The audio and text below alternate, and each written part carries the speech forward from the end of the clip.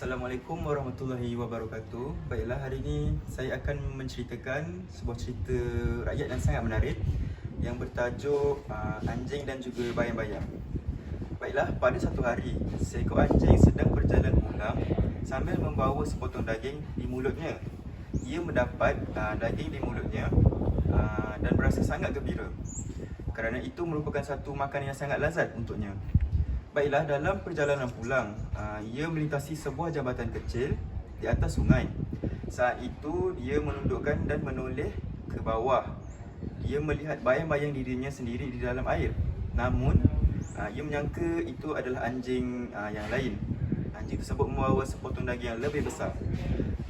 Anjing pun berkata, "Tamaknya, aku kalau tak ambil daging itu," fikir si anjing. Tanpa fikir panjang, anjing itu menyalat dan menggonggong ke arah bayangan dalam air. Dan ketika ia membuka mulutnya untuk menggonggong, daging yang dibawanya pula jatuh ke dalam sungai. Ia cuba menyelam untuk mengambilnya, tapi arus sungai sudah membawa daging itu pergi. Akhirnya si anjing kehilangan segala-galanya, dagingnya sendiri maupun bayang-bayang yang berada di sungai. Dan bayang yang disangkanya pun hilang. Baiklah, pengajaran dalam cerita ini, kita perlulah menjadi seorang yang jangan tamak dan mudah tertipu dengan bayangan atau angan-angan. Kadang kerana terlalu menginginkan sesuatu yang lebih, kita kehilangan apa yang sudah ada di tangan. Sekian, terima kasih.